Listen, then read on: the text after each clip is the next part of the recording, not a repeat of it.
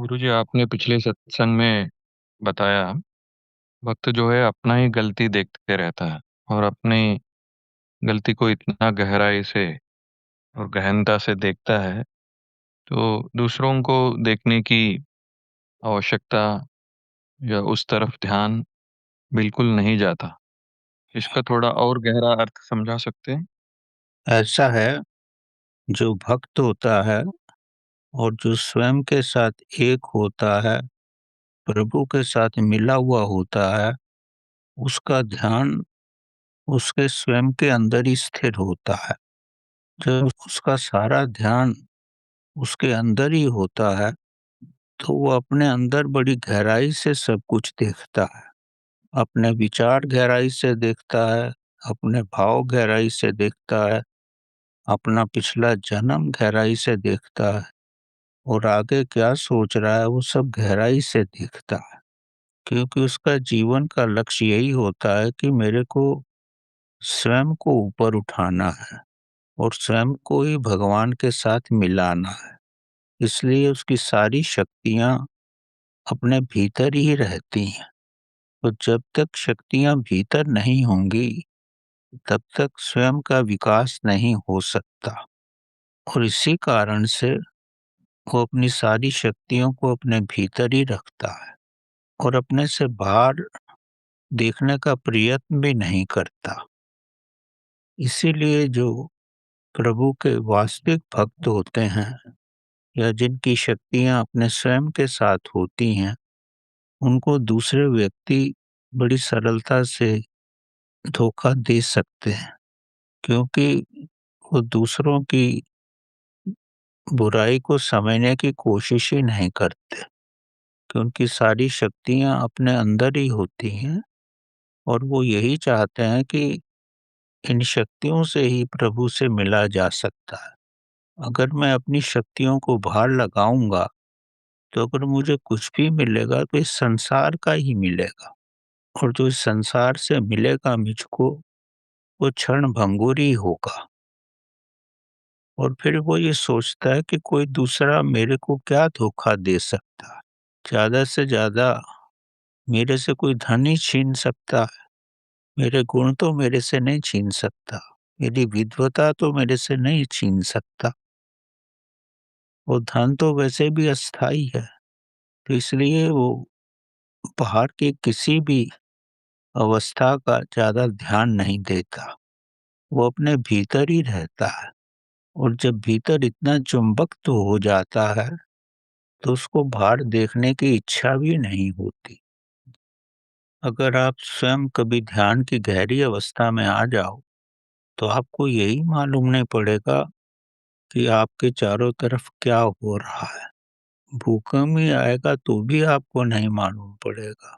आग भी लग जाएगी तो आपको नहीं महसूस होगा, जब तक आग आपके वस्त्रों तक ना पहुंच जाए, क्योंकि आपका ध्यान भीतर ही है और भीतर तो अमृत की वर्षा हो रही है। इसी कारण से जो भक्त होता है या ध्यान की साधना में कोई होता है, वो स्वाभाविक रूप से अपने भीतर ही देखता है और बाहर कभी उसका ध्यान जाता ही नहीं। जब बहुत ज्यादा धोखा खा जाता है, तब वो बाहर देखता है और फिर वो यही समझता है ये सब प्रभु की मर्जी है। और जब उसको भी प्रभु की मर्जी ही समझता है, तो अगर कोई उसको कष्ट भी पहुंचा रहा है, उसका धन भी ले जा रहा है, तो किसी न किसी रूप में प्रभु उसकी सहायता ही कर देते हैं। अब जैसे शिव जी भगवान ने आशीर्वाद दे दिया था भस्मासुर को, तो सब ध्यान की अवस्था में ही दिया गया था। उन्होंने कुछ विश्लेषण करके नहीं दिया था कि वो व्यक्ति मेरे सर पर भी हाथ रख सकता है। तो इसलिए जो भक्तगण होते हैं, वो जो ध्यान की अवस्था में होते हैं, वो बड़े सरल हो जाते हैं और यही उनके जीवन का लक्ष्य होता है और इसी वजह से वो उन्नति भी कर पाते हैं। क्योंकि व्यक्ति के अंदर शक्ति जो होती है, वो बहुत ही थोड़ी होती है।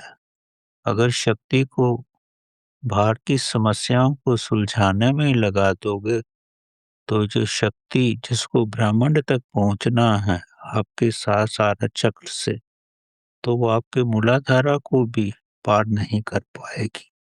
तो उनको बहुत ज़्यादा शक्ति की ज़रूरत होती है, इसीलिए उनका ध्यान भीतर ही रहता है और भीतर उनको इतना आनंद मिलता है, जो शब्दों में व्याख्या करना नामुमकिन ही है।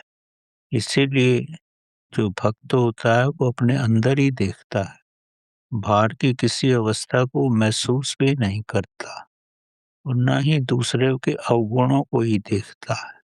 और जब वो अपने भीतर देखता है, तो उसे मालूम होता है कि इस संसार में मेरे जैसा बुरा कोई हो ही नहीं सकता। तभी संत कबीर जी ने कहा है, जा दिल खोजूं आपनो। तो बोलते हैं, जब मैं अपना दिल खोज रहा हूँ, तो मुझे अपने से ज्यादा बुरा इस संसार में कोई दिखता ही नहीं, तो मैं दूसरों पे क्यों ध्यान दूं। तो ये एक बड़ी स्वाभाविक अवस्था आ जाती है, वो प्रयत्न करके नहीं लाते।